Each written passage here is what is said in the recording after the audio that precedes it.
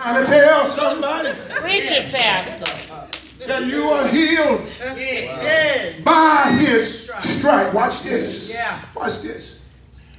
Notice when Jesus shows up in the text. Notice that it is out of chaos, out of confusion, and out of calamity that Jesus now shows up. Won't you do this for me? Everybody knows and say he's an on-time God. He's an on-time God. Come on. Lean on to your other neighbor and say, yes, he is. Yes, he is. He's an on-time. He may not come when you want him, but right in the midst of all hell is going on in your life, and Jesus is about to show up. Yeah. Yes, sir. Watch this. Why is it? He's about to show up. And what you got to do, even in the midst of it, you just got to learn how to just be patient enough and wait on the Lord. Yes, Lord. Listen, just learn how to be patient enough and just wait on the Lord. Waiting on God is tough. Waiting on the Lord to show up is tough because you expect God to show up before things hit the bottom. You expect God to show up before things get out of control. But here in the text, the Bible says he shows up when things are chaotic. The Bible says, let me paint a picture for you. This a widow woman. She done already lost her husband. She loses her other son who was supposed to be her protector and now her provider. She lost him. She hired people in the town to come out instead of depositing some words of encouragement. They add more burden by grieving with her. Lord Jesus. In other words, stop paying people. Help me somebody to be a hindrance in your life. Stop running with folk. Now valuing people, let me say that, valuing people to be in your clique. They can't put nothing in you to deposit you, to encourage you, to motivate you, but rather just weep with you. I need to tell somebody, I don't need you to weep with me. When I'm weeping, I need somebody to be strong enough. I don't want you to weep with me because I ain't gonna do nothing but get worse than what I am. I need somebody to say, hey Pastor, it's gonna be all right. Keep your eyes on the hills from which coming. He didn't leave you alone. That's this. She hides folk. And it's chaotic. Folk are weeping and wailing. All this noise is going on. And she's walking through the city. And here comes Jesus. What are you saying? I don't know what it is that's going on in your life right here, right now. I don't know what you've been through, what you're up against, but I need to tell you, that's a good place for you to be right now. Because if you feel that everything is out of control, you don't know how things are going to end up, that's a prime candidate that God is about to show up in your life. Just keep your eyes in every direction. Help me somebody. I'm trying to tell the devil tried to take you out, but God didn't let him take you out because God said, this guy got my favor. And favor is not prayer. That's why I told you the other day, when you got to know that you're blessed and highly favored. Not blessed and favored, but you got to know you're blessed and highly favored. Lord God. Lord God. When you're blessed and highly favored, baby, don't you know the devil know it? Don't you know the devil will get on your track to try to get you to become blind and numb to the benefits that God has already made available to you?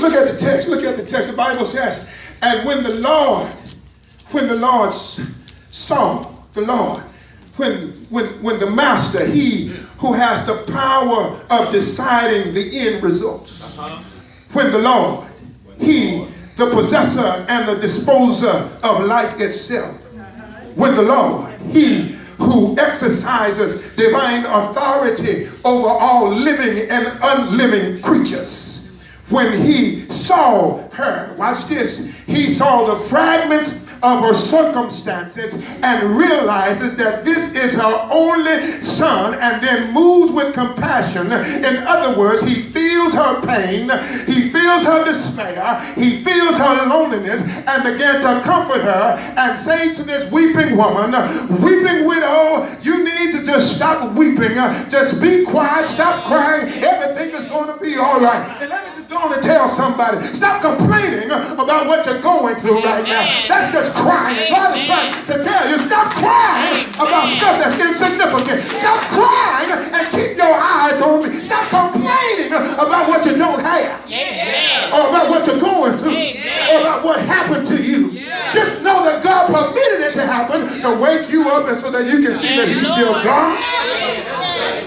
Yes, Lord. Come on, help me preach this thing. He's still God. He's God all by Himself. Yes, He is. Aren't you glad that when the Lord shows up, when God sees you, He has that divine eyesight? He got divine eyesight that can look at you and just diagnose you on spot. He don't have to. Notice, He didn't ask this woman not one time, what happened? Is this your only son? Or is this related to you? He looks at this woman with His divinity and says, you know what? I understand. I see her pains. I understand why she's weeping. I understand because she's lonely. She lost her husband. Now she loses her son. I understand what she's going through. And since I understand what she's going through, I can't leave her like this. I came in contact with her for a purpose, and the purpose is to help her understand her pain. And in order for her to understand her pain, she got to understand who I am. I can't leave her in the mess that she's in. I can't leave her in the shape that, in other words, God ain't going to leave you in the worst condition that you're in. If you trust in Him, can I tell you, He will change your life. And if He don't change your life, He will change the circumstances around your life. Watch this. He sees. Yes, sir. And He diagnoses her on sight. Watch this. And says to this woman, hush, I understand that you've been robbed a second time of your provider and your protector. Weep not. Stop crying. Right. Now watch this. In my little humanistic mind, you know, it's almost like my flashback. I had a flashback. You know, when my mama whips me, and she whips you, sometimes she forgets you down there. And you just howling and nothing else coming out your mouth.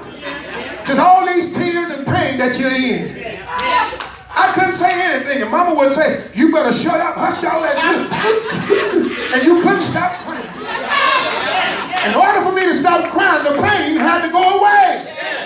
So I looked at this text. I know y'all mama killed y'all too. If it wasn't your mama, it was your grandma. If it wasn't your grandma, it was your daddy. Amen, somebody. So I looked at this. He said, stop crying. I said, wait a minute, God.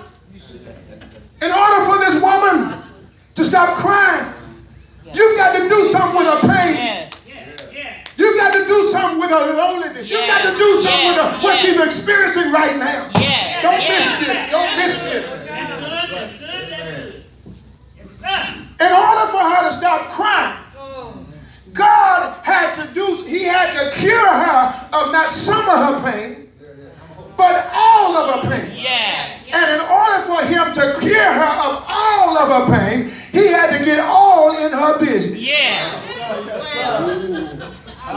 Watch out now. Come here. Some of us can't be fully healed because we don't want all the Jesus in our business. Amen. Some of us, help me somebody. The Bible says He tells this woman, stop crying. And look at Jesus as He began to take away all of her pain. And then He takes away all of her sorrow. That tells me that Jesus had to first deal with the effects of her mourning before He can deal with the cause of her mourning. Amen. He had to deal with the effects of her mourning, her crying, her tears, before He can deal with the cause of her tears. So if God is going to do anything in our lives, He has to deal with the effect before He deals with the cause. Yes, sir. Okay. He says this. Whosoever will, here is the effect of the cause.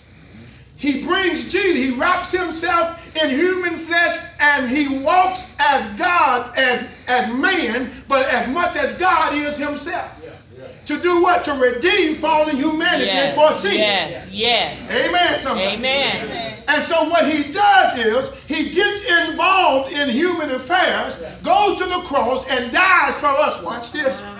He didn't deal with the effect, with the cause of sin when he first came. He was dealing with the effects of sin. Yes. That's why he was curing folk. That's why he was giving the blind their sight. That's why he was making the dumb to talk. That's why he was making the lame. He was dealing with the effects of sin. Yeah. And then when it comes to the cause of sin, he goes to the cross for our sins and he dies. Help me somebody. Amen. So what are you saying, Pastor? I'm saying that if God is going to change things in your life, don't miss this. He has to deal with the cause, with the effects that's going on in your life that's causing you to respond in the way that you're responding. In other words, whatever that's causing you this despondence, hurt, pain, suffering, sorrow, weeping, sleepless nights, he has to deal with the causes. And how he deals with the causes, he climbs in. Watch this. Here it is. Don't forget this. And when he gets involved, she feels better, watch this, even though her problem still exists. Yeah. Oh, man. Yes, sir. I'm going home. Yeah. She feels better, watch this, she feels better even though her situation has not changed. Come here. God will bring you some joy in the midst of your suffering. Even though things have not changed yet on the outside, it's changed on the inside.